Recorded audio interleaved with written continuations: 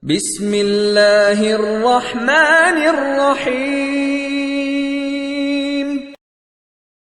You cannot study the Qur'an on the subject of geopolitics and the end of history and how it's connected with Hagia Sophia, how it is connected with Constantinople, unless you adopt the proper methodology for the study of the Qur'an and for the study of the Qur'an as it pertains to the end of history.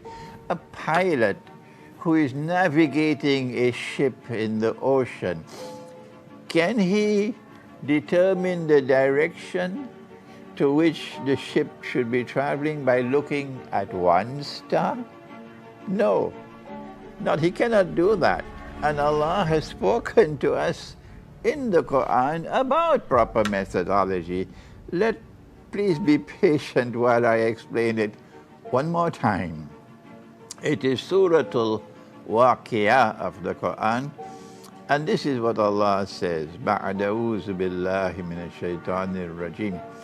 فَلَا أُقْسِمُ بِمَوَاقِعِ النُّجُومِ. And I take an oath by the mawakin, plural of makan.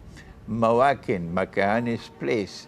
The mawakin of the nujum, the places or the positions in which the stars are located. Allah takes an oath by that. وَإِنَّهُ لَقَسَّمٌ لَوْ تَعْلَمُونَ عَظِيمٌ. And Allah says this is not an ordinary oath or qasam. This is the mother of all oaths. What is it? The positions in which the stars are located. And then he goes on to say, إِنَّهُ لَقُرْآنٌ كَرِيمٌ, meaning that this subject of the positions in which the stars are located is connected with this subject, or the Qur'an. Qur'an means a recitation. Innahu la Qur'anun Kareem. This is a recitation which is noble. This is a recitation which is generous. If you are faithful to this Qur'an, if you study this Qur'an as it ought to be studied, then Allah will raise you. This Qur'an will raise you to a position of nobility, and this Qur'an will be generous to you.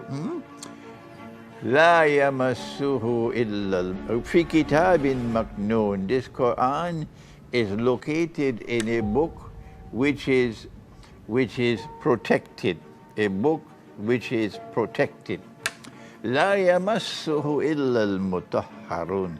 None can touch this Qur'an except those who are clean and pure in their hearts. Is this touch to be understood literally? Of course not. Anybody can touch the Qur'an. You don't have to be clean and pure, anybody. So it's not literal. It has to be interpreted. So what the Qur'an is saying is that insofar as penetrating the meaning, the wisdom, the knowledge of this Qur'an is concerned, none can penetrate it even to touch it, unless you are faithful to the Qur'an, unless you are pure and clean internally in your relationship with the Qur'an and with Allah. And therefore, if in order to study the stars, you have to go to all the stars, and you have to see how the stars are interconnected with each other to be able to read the stars, the big picture. Similarly, you can't study the Qur'an by simply focusing on one verse. You have to go to the totality of verses. You have to realize and understand and discover how the verses are interconnected with each other. My teacher of blessed memory, Maulana Dr. Muhammad Fadlur Rahman Ansari, rahimahullah, he said you have to discover the system of meaning. They don't teach this in any Darul Uloom or any Jamia today. This is scholarship that we used to have long ago. Now we've lost it, and we're making an attempt to revive this scholarship. You have to be able to locate the system of meaning, how the verses are interconnected with each other. Similarly, with the end of history or Akhir Zaman. You cannot study the end of history by focusing on one topic. No, you have to go to the totality of all things that are connected with the end of history and see how they are interconnected with each other. That is scholarship.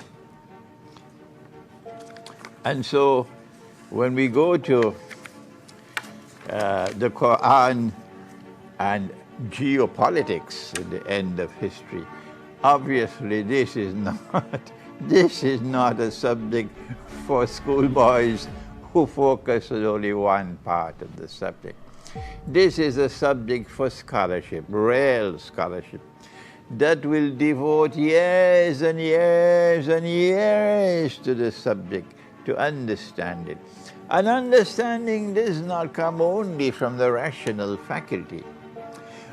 Understanding does not come only from logic and rationality. Understanding also comes from something. It's a lovely word in the English language. In Arabic, it's basira. In English language, they put the word in front of the word sight, and they coin a new word, insight. And we say not just insight, but spiritual insight, that Allah places nur in the heart. And when someone sees with the nur of Allah, then that spiritual insight is what allows you to connect the dots. And so may Allah bless you, those of you who now listen carefully to what I'm saying, and who now want to study the Qur'an as it ought to be studied, and who realize it cannot be studied without proper methodology and without internal, intuitive, spiritual insight, basira.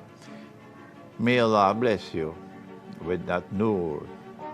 So when we come to the end of history and we seek the understanding from the Qur'an about the end of history, the first thing that we realize about the end of history is that a new civilization appears on the stage of the world.